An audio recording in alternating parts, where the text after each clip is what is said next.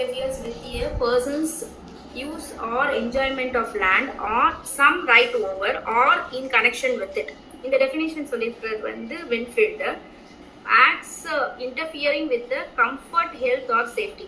அதாவது ஒரு நபருடைய கம்ஃபர்ட்டையோ இல்ல ஹெல்த்தையோ இல்ல அவங்களுடைய சேஃப்டியையோ அஃபெக்ட் பண்ற மாதிரி இன்னொருத்தர் அந்த செயலை செய்யும் போது அதை தான் நம்ம வந்து நியூசன்ஸ் அப்படின்னு சொல்லிட்டு சொல்றோம்.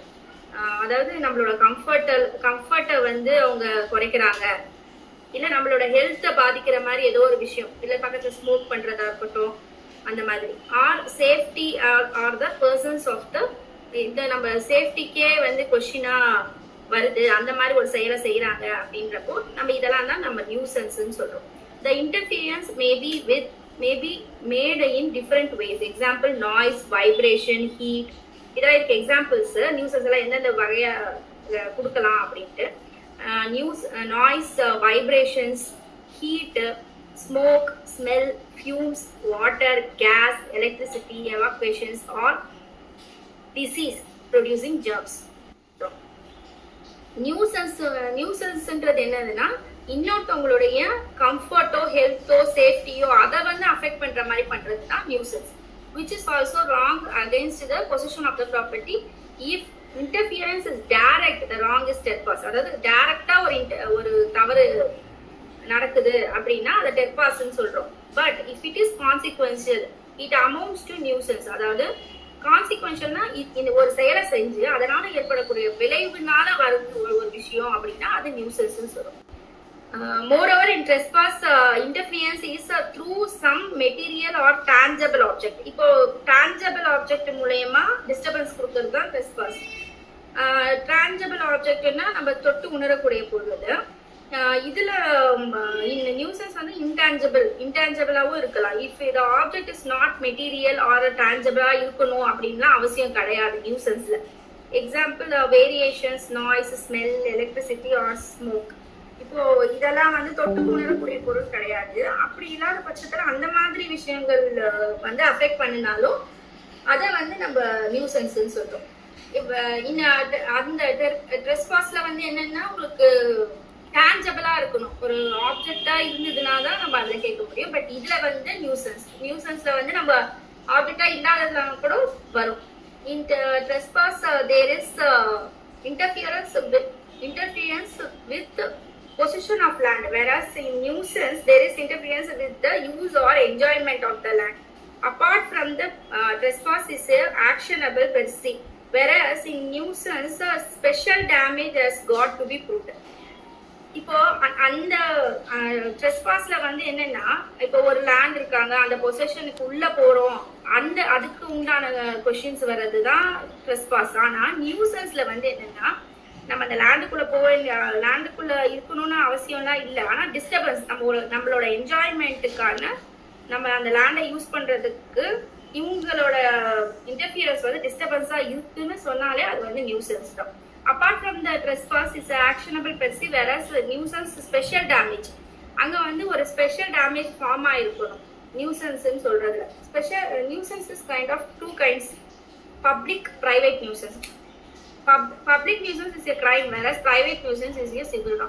Privateனா ஒரு நபருக்கு நடக்கக்கூடியது, பப்ளிக்னா ஒருத்தர் செய்யற செயல் வந்து மொத்தமே நிறைய பேருக்கு அதுல அஃபெக்ட் ஆகுது அப்படின்றது public nuisance. Public nuisance is interference with rights of public in general and is punishable as an offense. Obstructing a public way by digging a trench or constructing structures on it are examples of public nuisance. Although the obstruction may cause inconvenience to many persons. இப்போ ஒரு பள்ளம் தோடுறாங்க, அந்த பள்ளத்தினால நிறைய பேருக்கு பாதிப்பு இருக்கு, அந்த பள்ளத்துக்குள்ள யாராவது விழுந்துடுறாங்க, அதனால ஒரு இன்ஜுரி ஃபார்ம் ஆகுது அப்படின்னா அதுல பப்ளிக் நியூசன்ஸ்ல வந்துடும். Although the obstruction may cause inconvenience to many persons, there cannot be hundreds of civil.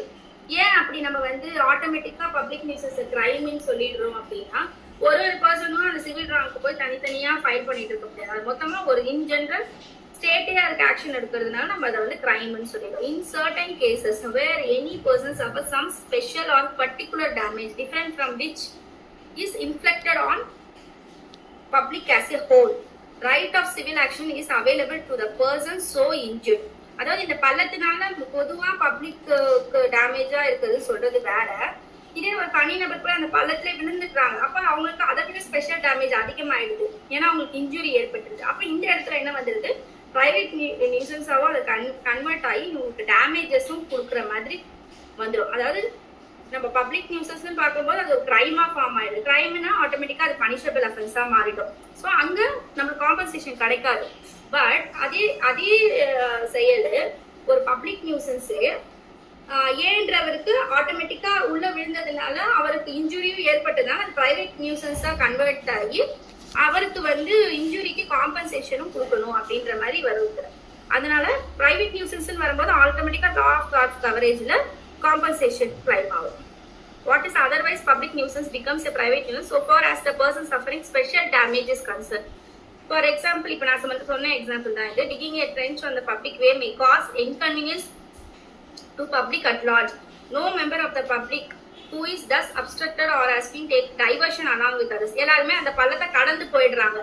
So can sue under civil law. But if any one of them suffers more damage than suffered by public at large, the example is severely injured by falling into the trench, he can sue in tort in order to sustain a civil action in respect of public nuisance. Proof of a special and particular damage is essential of nuisance. நம்ம இந்த public nuisance வந்துட்டு யார் madam case கொடுக்கலாம்? நானே இப்ப public nuisance நானே கூட file பண்ணலாமா கேஸ், இல்ல போலீஸ் சொல்லி தான் பண்ணணும்? இல்ல போலீஸ் கிட்ட சொல்லி தான் ஃபைல் பண்ணணும்.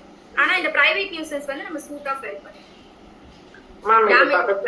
நரா வந்து அப்படியே எங்க வீட்டு இதுல வருது, நம்ம வீட்டுல கையில அது நம்ம அவங்க கிட்ட நோட்டீஸ் விட்டு அது மாதிரி பண்ணலாமா? நம்ம அது வந்து அதெல்லாம் பிரைவேட் நியூசன்ஸ்ல தான் வரும். அந்த நம்ம நோட்டீஸ் விட்டுட்டு அப்புறம் கேஸ் ஃபைல் பண்ணலாமா? ஆமா.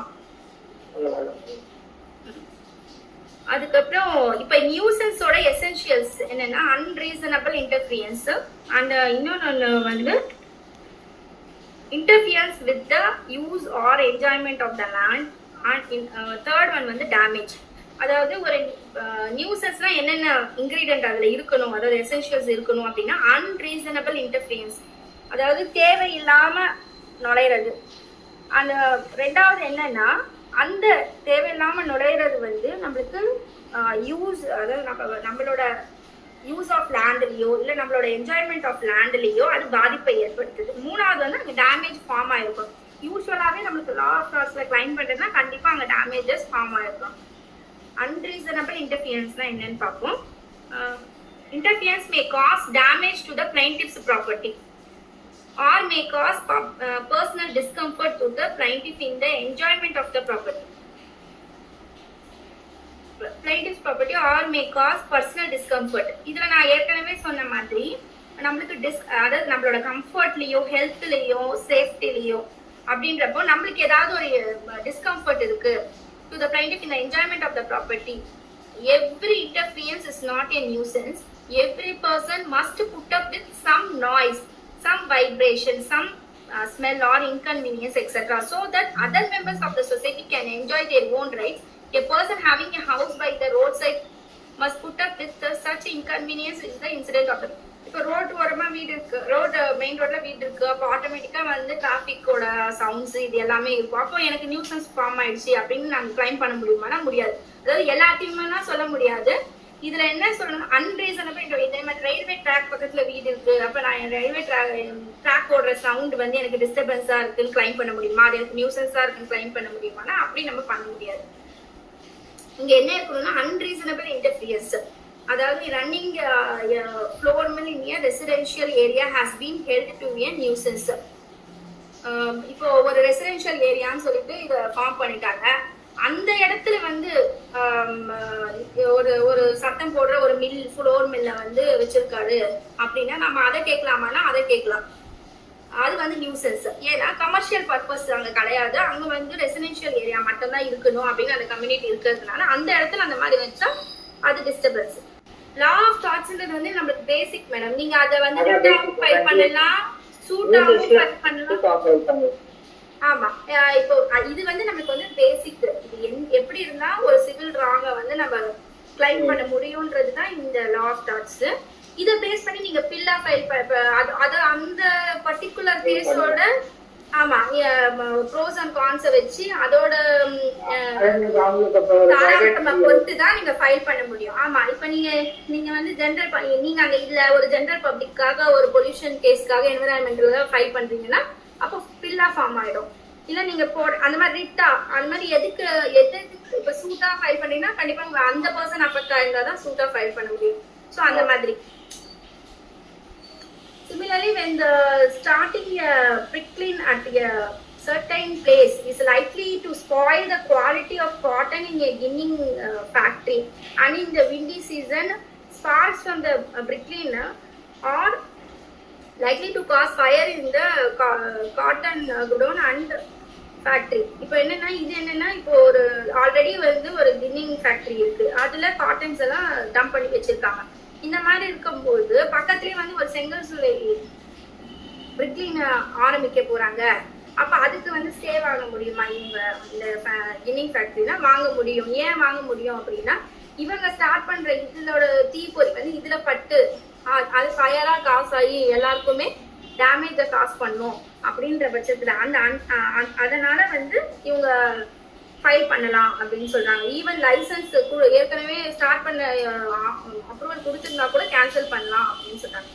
அதே மாதிரி it has been held that exhibition of the film Jai Santoshi Mata is not a nuisance merely because the plaintiff alleges that religious feelings are hurt. அதை நீங்க ஏற்கனவே படம் பார்த்துருப்பீங்க. இந்த சரஸ்வதி, துர்கா, லக்ஷ்மி அவங்க 3 பேர்ல யார் வந்து பெரியவங்க அப்படின்ற சண்டே. இது வந்து என்னோட ரிலீஜியஸ் இதை வந்து டிஸ்டர்ப் பண்ணுது அப்படின்னு கேஸ் ஃபைல் பண்ணோம்னா அதை பண்ண முடியாது. ஏன் அப்படின்னா நீங்க அந்த மூவியை பார்க்காம கூட இருக்கலாம், அந்த நியூசன்ஸ் வந்து உங்களுக்கு அஃபெக்ட் ஆகும் அப்படின்னு சொல்ல முடியாது. அதுதான் இந்த கேஸ்ல அதில் சொல்லியிருக்காங்க. Usha Ben versus Bhagyalakshmi Chitra Mandir. What is otherwise reasonable does not become unreasonable and actionable when the damage caused is solely due to the sensitiveness of the plaintiff. If a certain kind of traffic is no nuisance for the healthy man, it will not entitle a sick man to bring an action if he suffers thereby, even though the damage being substantial. அதாவது இப்ப ஒரு healthy man இருக்காங்க, அவங்களுக்கு affect ஆகுது. அதாவது என்ன சொல்றாங்கன்னா ஒரு டிராபிக்கால வர ஸ்மோக்கோ இல்ல மத்த டிஸ்டர்பன்ஸோ நார்மலா இப்ப நீங்க ஒரு சிக் இருக்கிற பர்சனுக்கு அஃபெக்ட் ஆகுறதை விட இதுல என்ன சொல்றேன்னா நார்மலா இருக்கவங்களுக்கு கூட அஃபெக்ட் ஆகுது அப்படின்னா அதை வந்து நீங்க இங்க கிளைம் பண்ண முடியும். இந்த அதாவது அன்ரீசனபிள் இன்டர்ஃபியன்ஸ்ல அது கவர் ஆகும் அப்படின்னு சொல்றாங்க. இதுக்குள்ளேயே இப்ப இந்த அன்ரீசனபிள் இன்டர்ஃபியன்ஸ்குள்ளேயே மேலிஸ் அப்படின்ற ஒரு சாப்டர் பார்க்க போறோம். மேலிஸ்ல நீங்க ஏற்கனவே நம்ம முன்னாடி பார்த்த மாதிரி ராங்ஃபுல் மோட்டிவ் தான் நம்ம ஈவில் மோட்டிவ் தான் நம்ம வந்து மேலிஸ்ன்னு சொல்றோம். Does an act otherwise lawful become a nuisance if the act of the defendant has been acquitted by an evil motive to annoy the plaintiff? அதாவது பிளைன்டிஃபை வந்து வேணைக்கிட்டே பிரச்சனைக்கு இழுக்கணும் அப்படின்ற அந்த மேலிஸ் ஈவில் மோட்டிவ் வந்து இந்த நியூசன்ஸ்குள்ள வருமா அப்படின்றதான் பார்க்க போறோம். The House of Lords held that if the act is otherwise lawful, it does not become unlawful merely because the same has been done with an evil motive. However, if the act of the defendant which is done with the evil motive becomes an unreasonable interference, it is actionable. அதாவது இங்க நம்ம ஏற்கனவே law of தாட்ஸ்ல பார்த்த மாதிரி ஒரு மோட்டிவை வந்து நம்ம subject மேட்டரா கொண்டு வரணும்னா அந்த செயல் வந்து அன்லாஃபுல்லா இருக்கும் போது மட்டும்தான் கேட்க முடியுமே தவிர லாஃபுல்லா ஒரு செயல் இருக்கு ஈவன் மோட்டிவ் இவங்களோட ஈவல் மோட்டிவா இருந்தா கூடமே நம்ம அதை வந்து கேட்க முடியாது. It ceases to be reasonable. Crystal versus David. The defendant being irritated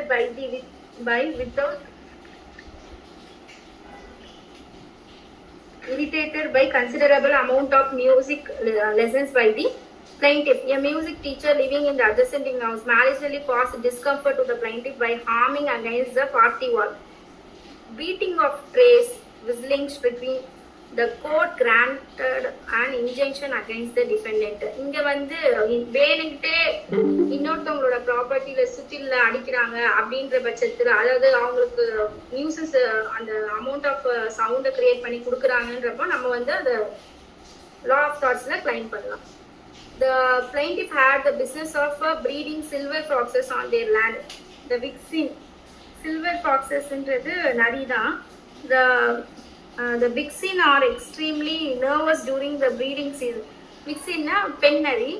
இதுல இந்த இவங்க வந்து ஆல்ரெடி இந்த Hollywood silver fox farm limited வந்து ஒரு ப்ரீடிங் ஃபாக்ஸ் ப்ரீட் பண்ற ஒரு ஃபார்ம் வச்சிருக்காங்க. அதுக்கு டிஸ்டர்பன்ஸ் ஏற்படுத்துற மாதிரி பக்கத்துல இருக்கவங்க வந்து கன் எடுத்து ஷூட் பண்ணிட்டாங்க.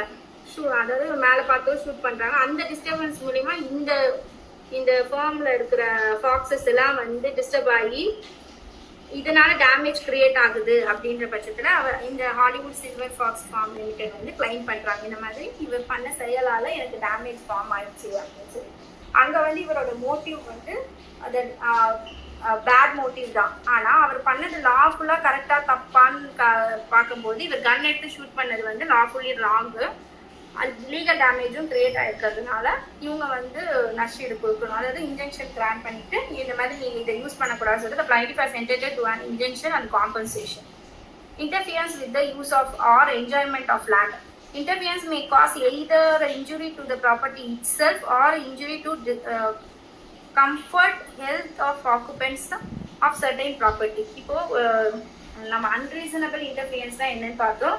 அதுக்கப்புறம் இன்டர்ஃபியன்ஸ் வித், அதாவது இவர் ஒரு நம்ம யூஸ் பண்ற லேண்ட்லயோ இல்ல நம்ம என்ஜாய்மெண்ட்டுக்கோ டிஸ்டர்பன்ஸ் இன்டர்ஃபியன்ஸ் கிரியேட் பண்றாங்க அப்படின்றப்போ அது வந்து நியூசன்ஸா கிரியேட் ஆகும். And unauthorised interference with the property of another person through some object tangible or intangible which causes damages to the property is actionable as nuisance. It may be, for the example, by allowing the branches of a tree to overhang on the land of another person, or escape of the roots of tree, water, gas or smoke or fumes etc. on the neighbor's land, or even by vibrations. Nuisance is different from trespass in as much as in trespass the interference with the property is direct through some material or tangible object, whereas in case of nuisance the interference may not be direct or through some tangible object.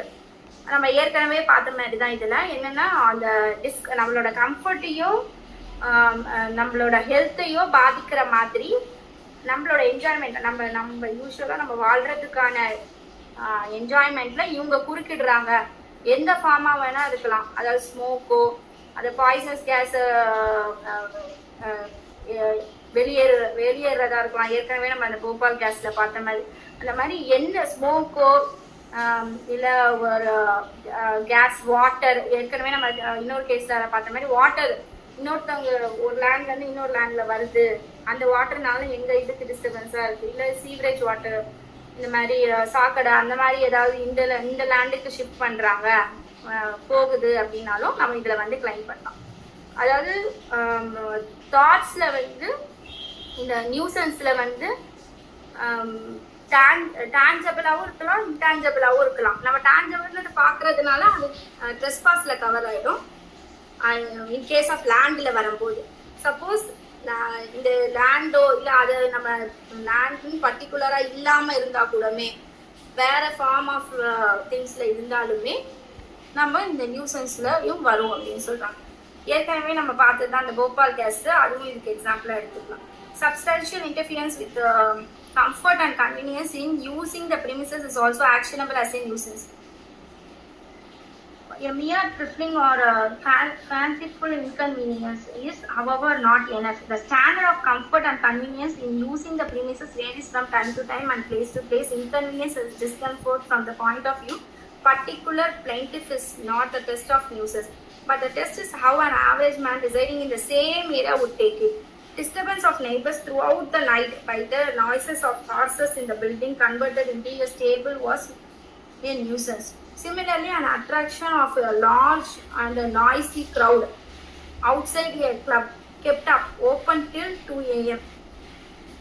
is also an instance of nuisance. Smoke, noise and offensive vapor may constitute a nuisance even though they are also not injurious to health. இப்போ என்னன்னா நம்ம வந்து இந்த comfort, என்னோட கம்ஃபர்ட்டுக்கும் இதுக்கும் பாதிக்குதுன்னு சொல்லிட்டு நம்ம எல்லாத்தையும் சொல்ல முடியாது. நார்மலா யூஸ்வலா அந்த டெஸ்ட் எப்படி இருக்கணும்னா எல்லாருக்குமே தெரியும் இது இப்படி பண்றது வந்து உங்களுக்கு டிஸ்டர்பன்ஸா தான் இருக்கு, அப்படின்னு அறியும் பட்சத்துல சில பேர் வந்து எது தொட்டாச்சிருக்கி மாதிரி எல்லாத்துக்குமே தப்பு சொல்லிட்டு அதெல்லாம் வந்து நம்ம கிளைம் பண்ண முடியுமானா அப்படி கிளைம் பண்ண முடியாது. அந்த டிஸ்டர்பன்ஸ் வந்து நியூசன்ஸா இவங்களுக்கு கிரியேட் ஆகுது அப்படின்றத வந்து உணரும் போதுதான் நம்ம இதை ஃபைல் பண்ண முடியும். இந்த பேஸ்ட் ஆன் நியூசன்ஸ்ல எப்படின்னா இப்போ ஒரு இதுல சொல்ற எக்ஸாம்பிள்ஸ் என்னன்னா ஹார்சஸ் வந்து ஒரு நைட்டு ஃபுல்லா அந்த ஹார்ஸ் ஓடுற சவுண்ட் உங்களுக்கு தெரியும். அந்த மாதிரி சவுண்ட் வர டிஸ்டர்பன்ஸ் கொடுக்குறாங்க பக்கத்துல இருக்கிற லேண்ட்ல அப்படின்ற பட்சத்துல இங்க பக்கத்துல எல்லாருமே ரெசிடென்ஷியல் பர்பஸ் அப்படின்னு இருந்ததுன்னா அது டிஸ்டர்பன்ஸா கன்வெர்ட் ஆகும். Similarly attraction of large and noisy crowd outside a club, அதாவது 2 மணி வரைக்கும் கிளப் ஓபன் பண்ணிருக்கிறது கூட நியூசன்ஸ் தான். Smoke, noise and offensive vapour, அதாவது நம்ம சொன்னோம் இல்லையா அந்த கேஸ், டாக்ஸிக் கேஸ் அந்த மாதிரி இருந்தாலுமே அதுவுமே நியூசன்ஸ் தான். டேமேஜ் ஃபார்ம் ஆயிருக்கணும். Unlike trespass which is actionable per se. Actual damage is required to be proved in an action for nuisance. Even in the case of public nuisance, the plaintiff can claim compensation if he can show a special damage to himself.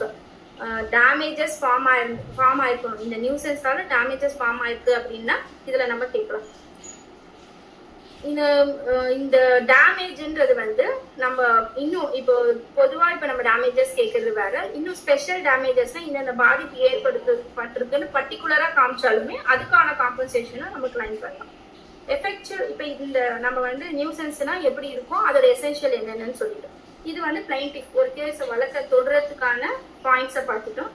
இப்ப defence, நான் இதனாலதான் இந்த செயலை பண்ணேன், இதைதான் இவங்க nuisance case file பண்ணிருக்காங்க, அதனால இந்த டிஃபென்சஸ் என்ன மாதிரி டிஃபென்ஸ் எல்லாம் நம்ம எடுக்கலாம் அப்படின்னா எஃபெக்சுவல் டிஃபென்சஸ் வந்து என்னன்னா பிரிஸ்கிரிப்ஷன். இதுல வந்து பிரிஸ்கிரிப்ஷன் அப்படின்னா நம்ம இந்த மருந்து சீட்டுன்னு நினைக்க கூடாது. இதுல வந்து பிரெஸ்பெக்டிவ் ரைட் டு கமிட் நியூசன்ஸ், அதாவது என்னன்னா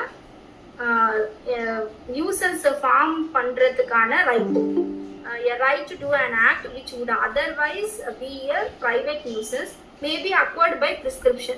அதாவது என்னன்னா முதல்ல இருந்தே இவங்களை வந்து அந்த செயலை செய்ய விட்டுட்டாங்க. செய்ய விட்டுட்டு அது வந்து அவங்களுக்கு என்ன ஆயிடுது, ஒரு ரைட்டாவே ஃபார்ம் ஆயிடுது.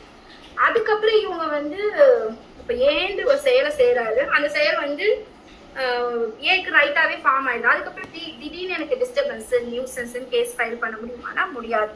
இந்த டிஃபென்ஸ் வந்து யார் எடுக்கலாம்னா பி எடுக்கலாம்.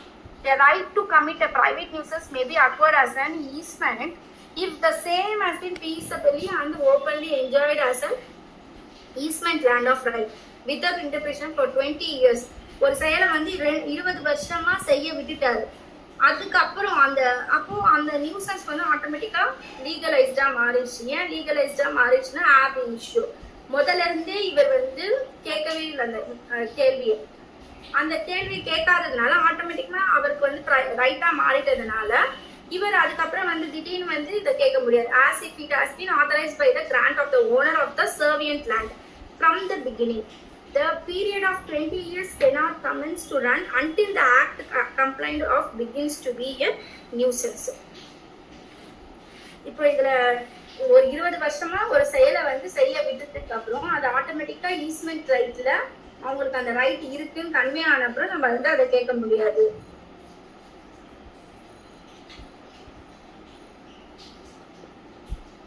Statutory authority. An act done under the authority of a statute is a complete defense. If you use is necessarily incidental to what has been authorized by a statute. இப்போ ஒரு law of the land ஆவே நம்ம நாட்டோட சட்டப்படியே ஏதோ ஒரு விஷயம் செய்யறாங்க, அது வந்து ஒருத்தருக்கு பக்கத்துல இருக்கவங்களுக்கு நியூசன்ஸா ஃபார்ம் ஆயிடுச்சு.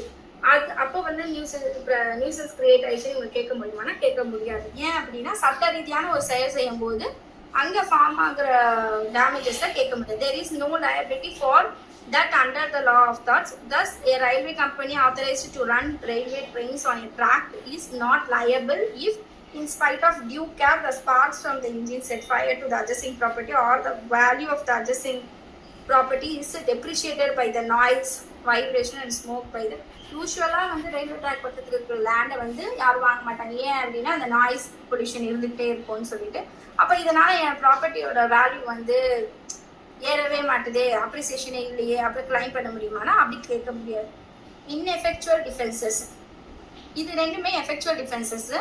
யாருக்குன்னா டிஃபெண்டன்ட்டுக்கு ஃபேவரா.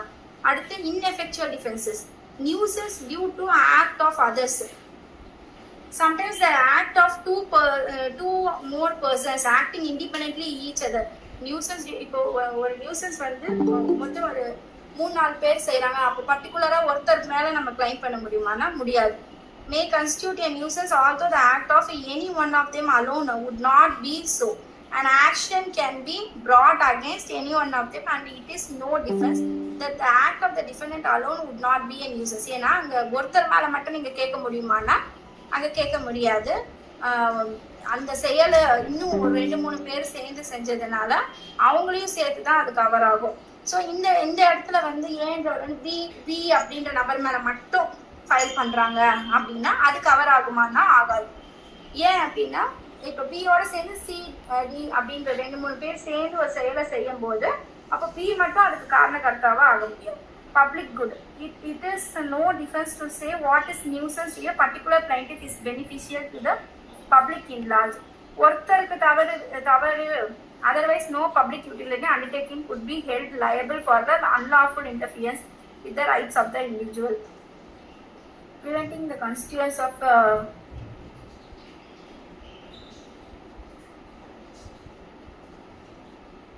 it is no difference to say what is nuisance to a particular plaintiff is beneficial to the public in general. இப்போ நம்ம எல்லாருக்குமே அது கரெக்டா இருக்கும் செயலை வந்து ஒருத்தருக்கு தவறா இருக்குன்ற பட்சத்துல அதை வந்து நம்ம மாற்ற முடியாது. என்னன்னா malicious prosecution அப்படின்ற அடுத்த chapter. Abuse of legal procedure, இது என்னன்னா ஒரு லீகல் ப்ரொசீஜர் ஃபாலோ பண்ணி ஒரு தனிநபரை வந்து அபியூஸ் பண்றதுனால அந்த தனிநபருக்கு வந்து தனக்கு ஏற்பட்ட டேமேஜஸை கிளைம் பண்ணலாமா அப்படின்றது தான் இந்த concept. malicious prosecution consists in instituting unsuccessful criminal proceeding maliciously and without reasonable and probable cause. When malicious prosecution through criminal proceeding causes actual damage to the party prosecuted, it is a thought for which it can bring an action. ஒரு criminal ப்ரொசீடிங்ல வந்து ஒரு ஏன்ற நபர் மேல தொடுத்துட்டாங்க, அது மூலமா அவருக்கு வந்து டேமேஜஸ் காஸ் ஆயிடுச்சு. ஆனா அவர் உண்மையாலே அந்த தவறு செய்யவே இல்லை. அப்ப அவர் காம்பன்சேஷன் கேட்கலாமான்னு கேட்டீங்கன்னா தாராளமா கேட்கலாம். லா ஆஃப் தாட்ஸ்ல எசென்ஷியல் ஆஃப் மேலிசஸ், அப்போ எந்த மாதிரி அந்த மேலிசஸ் ப்ராசிக்யூஷனை நம்ம ப்ரூவ் பண்ணா கேட்கலாம். மேலிசியஸ் ப்ராசிக்யூஷன், இப்போ இந்த ப்ராசிக்யூஷன் வார்த்தையே உங்களுக்கு தெரியும், நம்ம வந்து இது கிரிமினல் லால தான் யூஸ் பண்ணுவோம். ஸோ ப்ராசிக்யூஷன்ங்கிறது ஒரு கிரிமினல் ப்ரொசீடிங். அப்போ ஒரு கிரிமினல் ப்ரொசீடிங் வந்து தொடுத்திருக்காங்க, ஆனால் அது ஒரு தப்பான கிரிமினல் ப்ரொசீடிங் அப்படின்னு ப்ரூவ் ஆச்சுன்னா அப்போ மேலிசியஸ் ப்ராசிக்யூஷன்ல வரும். இப்போ இந்த மேலிசியஸ் ப்ராசிக்யூஷன்ல என்னென்ன இன்கிரீடியன்ட் இருக்கணும் அப்படின்னா essentials: prosecution by the defendant, absence of reasonable probable cause, malice, termination of proceeding in favor of the plaintiff, damage. இந்த 5 essentials இருக்கணும். Prosecution by the defendant. Prosecution here means criminal prosecution rather than civil action. Prosecution means criminal proceeding against a person in a court of law. Proceedings before the police or proceedings anterior to prosecution.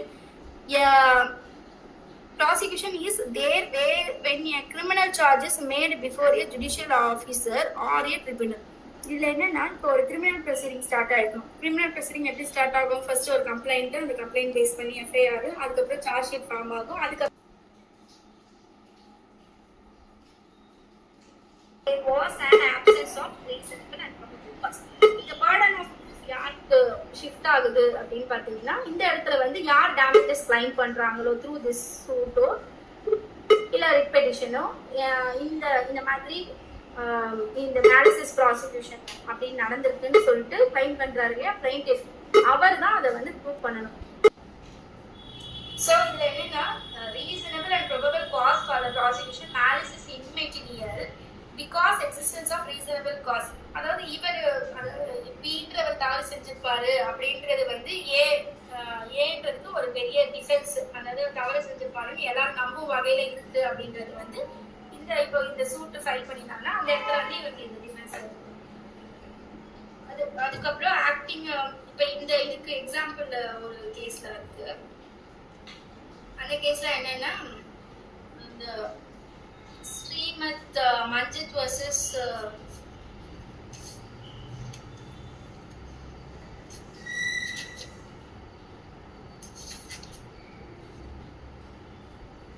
இதுல என்னன்னா, ஒரு lawyer வந்து ஏற்கனவே land suit பாக்குறப்போ ஏற்கனவே ரெண்டு actually என்னன்னா, இந்த லாயர் வந்து நிறைய லேண்ட் ப்ராப்பர்ட்டி வந்து பிளைண்டிஃப் வந்து பாத்துக்கிட்டு இருக்காருன்னு வச்சுக்கோங்க. அப்போ அந்த பிளைண்டிஃப் இன்னொரு ஒரு கேஸ் வந்து வின் பண்ணி கொடுத்துட்டாரு. அடுத்த கேஸ் வந்து டிஃபெண்டன்ட்டோட லேண்ட் ப்ராப்பர்ட்டிக்கு எடுக்கிறாரு. அந்த இடத்துல பிளைண்டிஃப் வந்து ஆட்டோமேட்டிக்கா ஆப்வியஸா ஒரு ஆப்போசிட் வராங்க.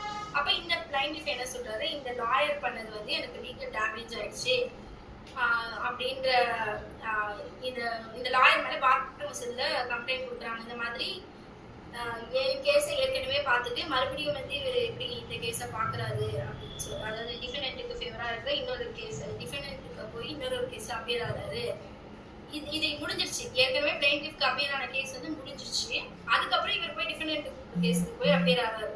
அப்போ எனக்கு அப்பியர் ஆன இதுக்கு போய் எப்படி அவர் லேண்ட் சூட் ப்ராப்பர்ட்டிக்கு இன்னொரு கேஸ்ல எப்படி அப்பியர் ஆகாது அப்படின்னு கேட்கும்போது, அந்த இடத்துல பார் கவுன்சில்ல கம்ப்ளைண்ட் பண்ணி பார் கவுன்சில் என்ன சொல்லியிருந்தாங்க, அந்த டிஸ்பிளினரி ஆக்ஷன்ல எடுக்கல. இது ஒண்ணும் இல்லை, அந்த ப்ராப்பர்ட்டியோட மேட்டர் வேற, இந்த ப்ராப்பர்ட்டியோட மேட்டர் வேற, ஸோ இவர் இதுல அப்பியர் ஆகலாம் அப்படின்னு டிஸ்கஸ் பண்ணிடுறாங்க. இப்போ இந்த லாயர் வந்து என்ன பண்றாரு, மேலிசியஸ் ப்ராசிக்யூஷன் ஆயிடுச்சு, என் மேல தேவையில்லாம வந்து இந்த டிஸ்பிளினரி ஆக்ஷன் எடுத்துட்டாங்க. அப்ப நான் இதுல வந்து அவர் கிளைம் பண்ணும்போது என்ன சொல்றாங்கன்னா, ரீசனபிள் டவுட் இங்க ஃபார்ம் ஆகுது. அப்ப என்ன ரீசனபிள் டவுட்டா தான் இருக்கு. ஒரு நார்மலா ஒரு கிளைண்ட்டுக்கு வரக்கூடிய டவுட் தான் அது. ஏற்கனவே சூட் ப்ராப்பர்ட்டி பார்த்ததுனால இவர் அங்க இன்ஃப்ளூயன்ஸ் ஆயிருப்பாரோ, அப்ப நம்மளுக்கு அகேன்ஸ்டா அங்க என்னமோ பண்றாரோன்ற ஒரு நார்மல் ரீசனபிள் டவுட்ல தான் பண்ணியிருக்கிறதுனால லாயர் ஃபைல் பண்ண இந்த சூட்டை வந்து டிஸ்மிஸ் பண்ணிருக்காங்க. அடுத்து மேலிஸ் என்னன்னா, இந்த evil motive. It is also for the plaintiff to prove that the defendant acted maliciously in prosecuting him. It means the defendant is acquitted not with the mere intention of carrying the law into effect, but with an intention which was wrongful in point of fact. It means a wish to injure the plaintiff rather than to vindicate the law. Absence of reasonable and probable cause and existence of malice have to be proved separately. Moreover, prosecution does not become malicious merely because it is inspired by anger. Acquittal of plaintiff also is no evidence of malice. If the station head officer of the police station knowingly cogitates a false criminal story against the plaintiff and falsely shows the recovery of the weapon from the plaintiff house, the prosecution is maliciously and the plaintiff can successfully sue for malicious prosecution. இதுல என்னன்னா, ஒரு police officer அவருக்கு ஏற்கனவே தெரியும் தவறு செய்யலன்னு சொல்லிட்டு, ஆனாலும் அந்த நபர் ஒரு வீட்டில் வேணும்னே வெப்பனை வச்சுட்டு அதை அங்கேருந்துதான் ரெக்கவரி பண்ண மாதிரி எடுத்து இவங்க மேல ப்ராசிக்யூஷனை தொடுத்து கிரிமினல் ப்ரொசீடிங்ஸை இனிஷியேட் பண்ணிடுறாங்க. அதுக்கப்புறம் இவங்க ப்ரூவ் எல்லாம் பண்ணி வெளியே வந்துடுறாங்க. அப்ப இந்த இடத்துல வந்து அந்த ஈவல் மோட்டிவ்ன்ற மேலிஷியஸ் ஈவல் மோட்டிவ்ன்றது வந்து கிரியேட் ஆயிருக்கு. அதனால ரீசனபிள் டவுட் இந்த மாதிரி இந்த வெப்பனை வச்சு எடுத்ததுனால வேணுக்கிட்டே இந்த கிரிமினல் ப்ரொசீடிங் பண்ணியிருக்காங்க அப்படின்ற பட்சத்துல இந்த இடத்துல வந்து அந்த மேலிஸ் போலீஸோட அந்த மேலிஸ் பேட் மோட்டிவ் வந்து கணக்குல எடுத்துக்கொள்ளப்பட்டு அதுக்கப்புறம் டேமேஜஸ் கொடுக்கணும்னு சொல்லிட்டு அவர் மேல வந்து ஆர்டர் பாஸ் பண்றாங்க. But if the buyer of the house feels cheated by false statement by the seller that the house is not subject to any mortgage. இப்போ இதே மாதிரி வந்து இன்னொரு சிவில் கேஸ்ல வந்து இந்த மாதிரி பையர் வந்து இங்க இதுல மார்க்கேஜ் எல்லாம் எதுவும் இல்லைன்னு சொல்லி வித்துடுறாங்க. ஆனா அங்க ஏற்கனவே மார்க்கேஜ் நீங்க சீட்டிங்ல ஃபைல் பண்ண முடியுமா அப்படின்னு கேட்டீங்கன்னா அது இங்க வராது. Termination of proceeding in favour of plaintiff. அந்த ஏற்கனவே அந்த கிரிமினல் இப்போ நம்ம பார்க்கறது வந்து அபியூஸ் ஆஃப் லீகல் ப்ரொசீஜர்ல அந்த கிரிமினல் ப்ரொசீடிங் ஸ்டார்ட் ஆகி அந்த கிரிமினல் ப்ரொசீடிங் வந்து அதுல இருந்து அவங்க அக்யூட் ஆயிட்டு இருக்கணும். அப்பதான் இந்த சூட்டை வந்து இவங்க ஃபைல் பண்ண முடியும். அதாவது ஒரு தப்பான கிரிமினல் கேஸை ஃபைல் பண்ணி அந்த தப்பான கிரிமினல் கேஸ்ல இருந்து அப்படின்ற நபர் வந்து வெளியே வந்துட்டு இருக்கணும். அக்யூட்டல் ஆர்டர் ஆயிட்ட அப்புறம் தான் இந்த இந்த சூட்டை வந்து இந்த மாதிரி எனக்கு தவறான கேஸை சொல்லி ஃபைல் பண்ணிட்டாங்க அப்படின்னு சொல்லிட்டு ஃபைல் பண்ண முடியும். Termination of proceeding in favor of the plaintiff. It is also essential that the prosecution terminates in favor of the plaintiff. அதாவது இவருக்கு ஃபேவரா ஆர்டர் ஆயிருக்கும். If the plaintiff இதுல plaintiff நம்ம ஏன் சொல்றோம்னா இந்த suit for damages இதுல ஃபைல் பண்றதுனால இதுல plaintiff. If the plaintiff has been convicted by the court, he cannot bring an action for the malicious prosecution, even though he can prove his innocence and also that the accusation was malicious and unfounded. Termination in favor of இப்போ இது உண்மையா அவர் நிரபராதின்னு அங்க நிரூபிக்கப்படலை, அப்ப இந்த சூட்டை file பண்ண முடியுமானா முடியாது. Termination in favor of plaintiff does not mean judicial termination of for his innocence. It means absence of judicial termination of his guilt. It is enough if the plaintiff has been acquitted on technicality. அதாவது acquittal order இன்னசென்ட்னு prove ஆயிருக்கணும்னு அவசியம் இல்லை. இவர் வந்து acquit ஆயிருந்தாலே போதும். Conviction has been quashed or the prosecution has been discontinued or accused is discharge.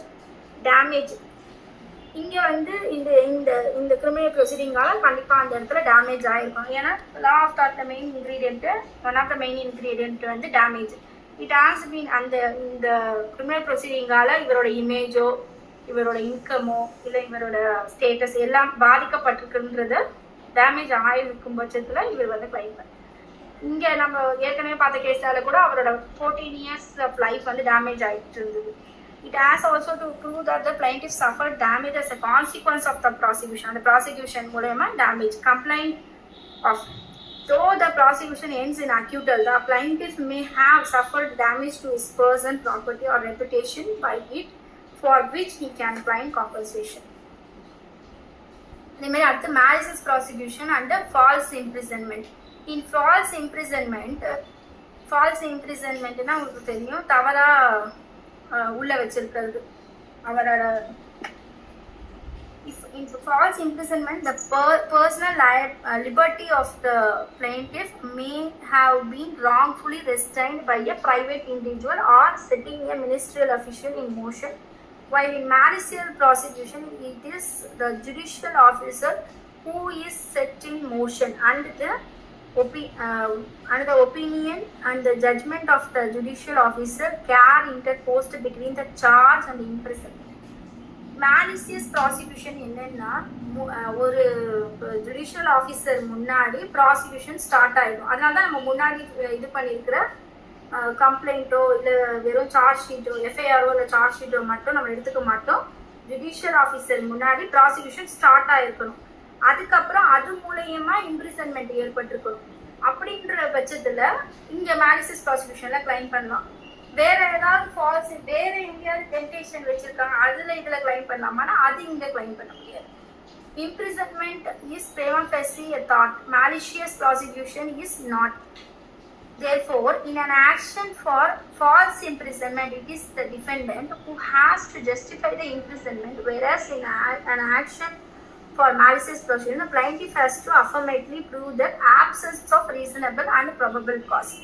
இப்போ இந்த malicious prosecutionல ஏற்கனவே பார்த்த மாதிரி அந்த absence of reasonable and probable cause வந்து plaintiff வந்து ப்ரூவ் பண்ணியிருக்கணும். அப்படின்ற பட்சத்துல நம்ம வந்து malicious prosecutionல கேட்கலாம். Moreover, in an action for malicious prosecution, the plaintiff has to prove malice on the part of the defendant in false imprisonment. That requirement is not there. இப்போ இந்த இடத்துல malicious prosecutionல ப்ரூவ் பண்றது வந்து முக்கியம். ஆனா false imprisonmentல அது prove அந்த requirement வந்து ஏற்படாது. And it is therefore no defense to an action for false imprisonment that the detention by the defendant was without malice but due to bona fide mistake. இப்போ false imprisonmentல வந்து without maliceல நடக்குது அப்படின்றப்ப அங்க வந்து நம்ம அதை கேட்க முடியாது. ஆனா இங்க malicious prosecutionல அதை கேட்கலாம். இப்போ இதுல வந்து இந்த லா ஆஃப் தாட்ஸ்ல வந்து என்னென்ன மாதிரியான ரெமெடிஸ் வந்து கேட்கலாம். General remedies in torts. General remedies in தாட் வந்து judicial and extra judicial. Judicial ரெமெடிஸ்ன்னா நம்மளுக்கு தெரியும், ஒரு இது பரிகாரம் கேட்குறோம். அப்போ ஜுடிஷியல் ரெமெடிஸ்னா are remedies by way of action at law. The injured party may institute a suit in a court of law and obtain redress. இப்போ ஒரு சிவில் ராங் ஏற்பட்டது, அந்த சிவில் ராங்குக்கு வந்து கோர்ட் மூலமா சூட் ஃபைல் பண்ணி அதுக்கான ரெமெடிஸ் கேட்கறது தான் judicial remedies. The remedies obtained for a tort by means of an action at law mainly of 3 kinds. 3 வகையான ஜுடிஷியல் ரெமெடிஸ் இருக்கு. என்னென்ன? டேமேஜஸ், இன்ஜெக்ஷன், அப்புறம் ஸ்பெசிஃபிக் ரெஸ்டியூஷன் ஆஃப் ப்ராப்பர்ட்டி. இப்போ டேமேஜஸ் கொடுக்கறது வந்து ஒரு ரெமெடி. ரெண்டாவது இன்ஜெக்ஷன், இதை செய்யலாம் செய்யக்கூடாது அப்படின்ற அந்த இன்ஜெக்ஷன் பாஸ் பண்ணுறது. அதுக்கப்புறம் 3வது வந்து ஸ்பெசிஃபிக் ரெஸ்டியூஷன் ஆஃப் ப்ராப்பர்ட்டி. இப்போ ஒரு டேமேஜஸ் ஆகிடுது, அதனால அந்த ப்ராப்பர்ட்டி ஃபுல்லாக டேமேஜ் ஆகிடுது, மறுபடியும் அந்த ப்ராப்பர்ட்டி அதே நிலைமைக்கு ரெஸ்டியூஷன் பண்ணி கொடுக்குறது தான் ஸ்பெசிஃபிக் ரெஸ்டியூஷன் ஆஃப் ப்ராப்பர்ட்டி. டேமேஜஸில் வந்து 4 வகையான டேமேஜஸ் இருக்குது. Contemptuous damages, nominal, substantial, exemplary. Award of damages is an ordinary and civil essential remedy for a tort. In fact, it is available in all cases of tort because tort is a civil injury for which the remedy is by way of action for damages. அதாவது இந்த civil wrong law of தாட்ஸ்ல வந்து டேமேஜஸ்ன்றது ஒரு முக்கியமான essential. ஏன்னா 3 ingredient தான் law of தாட்ல. ஒன்று civil wrong ஏற்பட்டுக்கணும், அது மூலயமா லீகல் டேமேஜ் ஃபார்மாக இருக்கணும். அந்த லீகல் டேமேஜுக்கு நம்ம டேமேஜஸ் கிளைம் பண்ணுற remedies.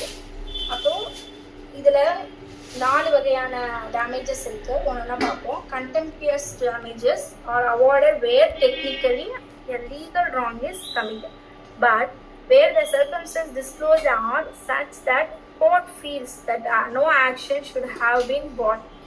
Sometimes, as in case of defamation, where the injury to reputation are so small that the plaintiffs have no moral justification for maintaining the suit, the court awards contemporaneous damages. இதில் என்னென்னா அவமதிப்பு வழக்குகள்லாம் இருக்குது. அப்போது defamation வழக்குகள், அந்த மாதிரி வழக்குகள் வரப்போ அந்த இடத்துல வந்து அதுக்கான டேமேஜஸ் சொல்கிறது தான் கண்டெம்பினியஸ் டேமேஜஸ்ன்னு சொல்கிறது.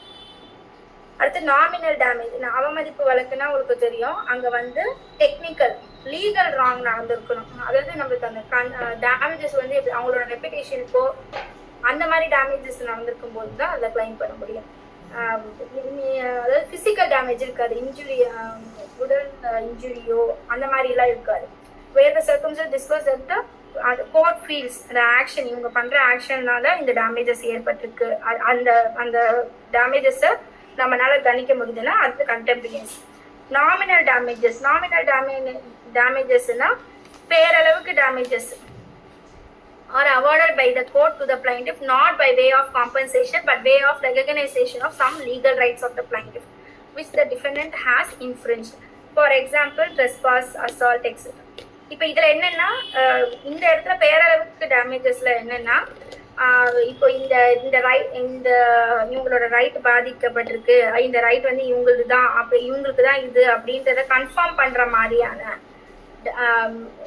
அதாவது ரெமெடிஸாக இருக்கும். அந்த மாதிரி டேமேஜஸை சொல்கிறது தான் நாமினல் டேமேஜஸ்.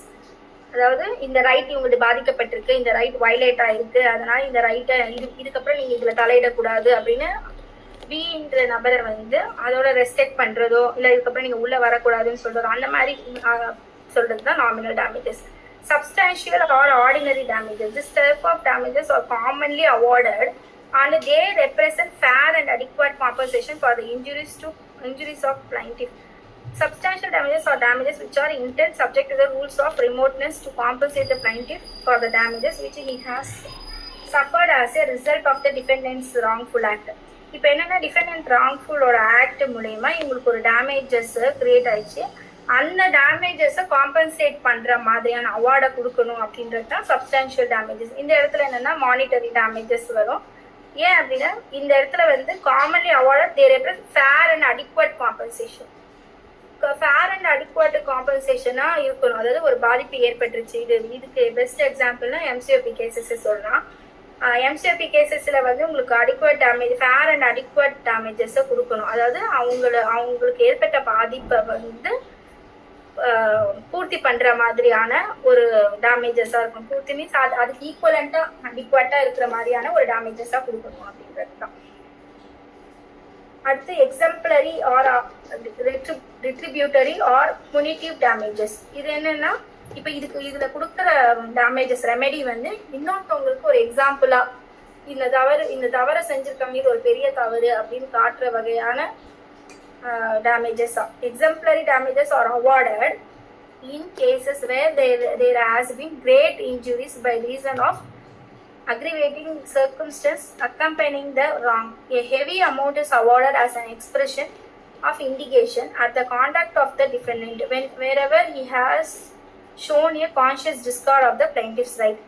இந்த இடத்துல என்னன்னா இவங்களுக்கு கொடுக்குற இது அவார்டு வந்து இந்த மாதிரி இந்த பெரிய தவறை செஞ்சிருக்காங்க, அதனால இந்த இது அளவுக்கு அதிகமான நஷ்டஈடு இவங்க கொடுக்கணும் அப்படின்னு அவங்களுக்கு அதிகமான பிளைண்டிஃப்க்கு அதிகமான நஷ்டஈடாகும், டிஃபெண்டன்ட்டுக்கு வந்து அது ஒரு எக்ஸாம்பிள், இதுக்கப்புறம் மறுபடியும் இந்த தவறை செய்யக்கூடாதுன்னு மற்றவங்களுக்கு கொடுக்குற மாதிரியான நஷ்டஈடா இருக்கும். அதுதான் அந்த எக்ஸாம்பிள். அந்த புனிட்டிவ்ன்ற வேர்டு என்னன்னா இது தண்டனைக்குரிய தண்டனை பழிவாங்க, அதாவது இது என்னன்னா தண்டனைக்குரிய டேமேஜஸா இருக்கணும், அதாவது மற்றவங்களுக்கு ஒரு செட்டன் எக்ஸாம்பிள் மாதிரி.